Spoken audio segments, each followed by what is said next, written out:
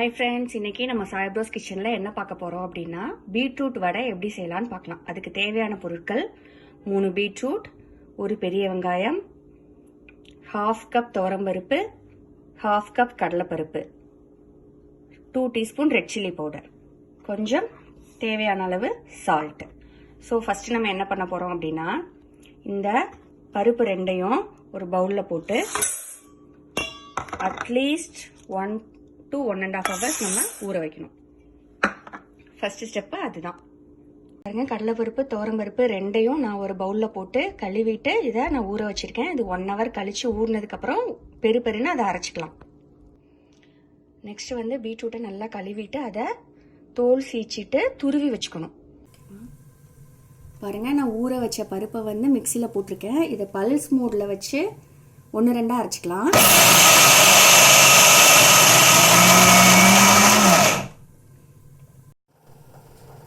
பாருங்க, நான் இப்படி 1-2 அரைச்சிருக்கேன். ரொம்ப வலுவலுன்னு அரைக்கக்கூடாது, தண்ணி விட்டு அரைக்கக்கூடாது. ஜஸ்ட் நீங்கள் ஊறின பருப்பை அப்படியே போட்டு ஜஸ்ட்டு அரைக்க வேண்டியதான். 1-2 இப்படி பெருன்னு அரைச்சிக்கணும். பாருங்க, நான் இப்போ துருவின பீட்ரூட்டை ஒரு பாத்திரத்தில் போட்டிருக்கேன். அடுப்பை மீடியமுக்கு கீழே வச்சுருக்கேன் ஃப்ளேமு. இதை நல்லா கொஞ்சம் வதக்கிக்கணும். ஏன் அப்படின்னா நீங்கள் அப்படியே பீட்ரூட்டை போட்டிங்க அப்படின்னா அது தண்ணி விட்டுட்டே வரும். ஸோ வதக்கிட்டீங்க அப்படின்னா டேஸ்ட்டும் நல்லாயிருக்கும், நம்மளால் வடையை நல்லா ஷேப்பாக தட்ட முடியும். ஆயிலெலாம் போட்டு வதக்க வேணாம், சும்மா வெறுமன சட்டியில் வச்சு இந்த பீட்ரூட் துருவின பீட்ரூட்டை நல்லா வதக்கிக்கோங்க.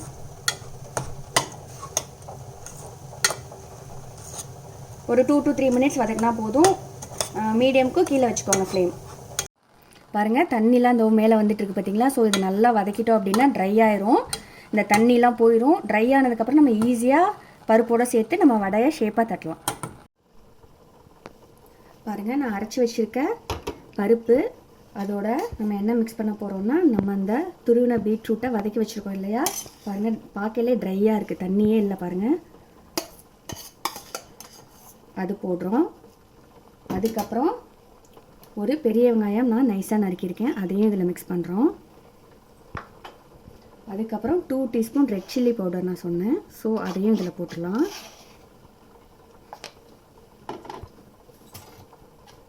அதுக்கப்புறம் உப்பு தேவையான அளவு நான் ஒரு 1.5 டீஸ்பூன் போடுறேன், நீங்கள் பார்த்துட்டு போட்டுக்கோங்க.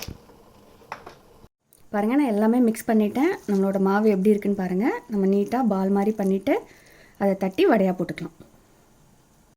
பாருங்கள், எண்ணெய் நல்லா காஞ்சிடுச்சு. நான் சிம்மிலுக்கும் கொஞ்சம் கூட ஃப்ளேம் வச்சுருக்கேன். இந்த மாதிரி வடை ஷேப்பில் நான் தட்டியிருக்கேன். அப்படியே போட வேண்டியதான். நல்லா எண்ணெய் காஞ்சிடுச்சு. நம்ம சிம்மில் மட்டும் வச்சா போதும், அப்போ தான் நல்லா வேகும். பாருங்கள், இந்த மாதிரி பால் மாதிரி எடுத்துகிட்டு இந்த மாதிரி வடை ஷேப்பில் தட்டிட்டு இன்னும் அப்படியே எடுத்து போட்டுருவோம்.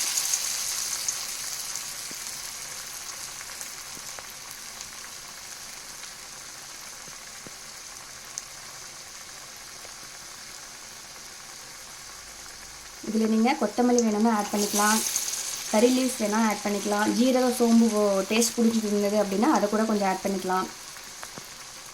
வெங்காயம் போட்டால் நல்லாயிருக்கும், வெங்காயம் இல்லாமையும் நம்ம பண்ணலாம்.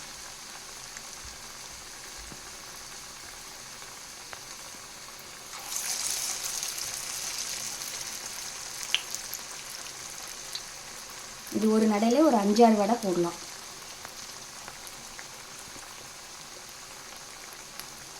நீங்கள் எந்த பாத்திரம் வேணாலும் யூஸ் பண்ணிக்கலாம். நான் இந்த மாதிரி ஒரு பேன் எடுத்திருக்கேன். நீங்கள் குழியான சட்டி அந்த மாதிரி யூஸ் பண்ணலாம், இல்லை இந்த மாதிரி பேன் யூஸ் பண்ணலாம். இது ஒன்றும் பிரச்சனை இல்லை, ஈஸியாக அது வெந்துடும். இது கீழே பிடிக்காது. ஸோ அதனால் எந்த பாத்திரம் வேணாலும் நீங்கள் யூஸ் பண்ணலாம்.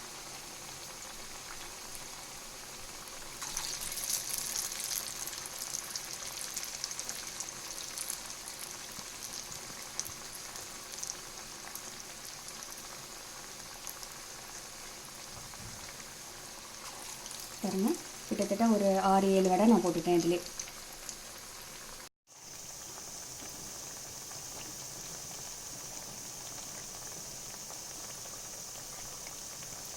கொஞ்சம் வெந்ததுக்கப்புறம் தான் நீங்கள் இது போடணும். ஏன்னா உள்ளே உடனே டக்குன்னு போட்டிங்கன்னா வடை பிரிஞ்சிடும்.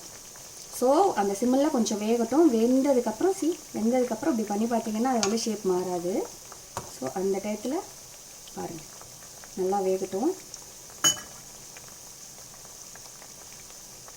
அடுப்பு நான் சிம்மிலுக்கும் மீடியமுக்கும் நடுவில் தான் வச்சுருக்கேன்.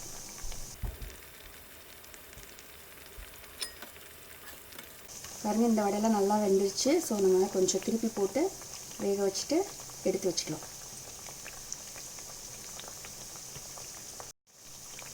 பாருங்கள், இந்த வடையெல்லாம் நமக்கு வெந்துருச்சு. ஸோ அந்த இடத்துலலாம் நமக்கு பபுளே இல்லை. பட் இதெல்லாம் பாருங்களேன் வெந்துட்டு இருக்குது. ஸோ அந்த இடத்துல பபுள் இருக்குது. ஸோ பபுள் வந்து அடங்கிருச்சு அப்படின்னாலே அந்த டிஷ்ஷு ரெடின்னு அர்த்தம். அது நல்லா ப்ராப்பராக வெந்துருச்சு அப்படின்னு அர்த்தம்.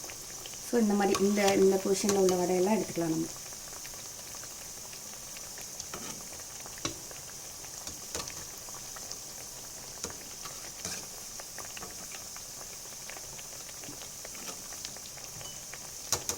பாருங்கள், இதெல்லாம் கொஞ்சம் வேகணும். இதை கொஞ்சம் திருப்பி போட்டு வேகணும்.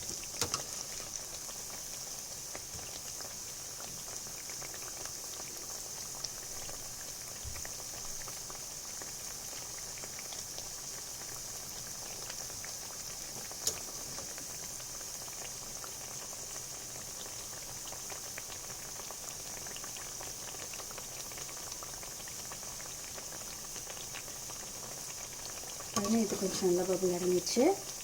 இந்த வடையும் ரெடி. நம்ம ஒன்றா போடுறோம் இல்லையா? ஸோ ஃபஸ்ட்டு போட்டது சீக்கிரம் வெந்துடும், அடுத்து போடுறது கொஞ்சம் லேட் ஆகும். ஸோ நம்ம அதை பார்த்து எடுக்கணும்.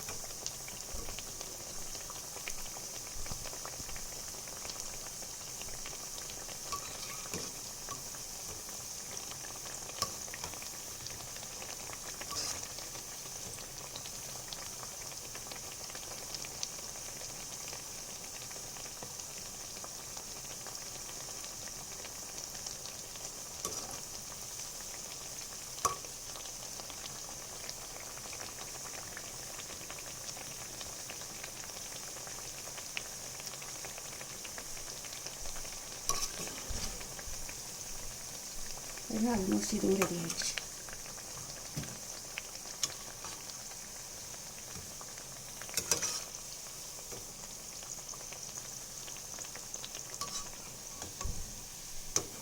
பாருங்க, நல்லா வெந்துருச்சு.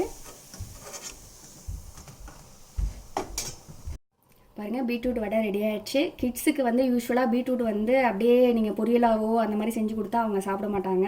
ஸோ இந்த மாதிரி வடையாக செஞ்சு கொடுத்தீங்கன்னா வந்து அவங்க நல்லா விரும்பி சாப்பிடுவாங்க.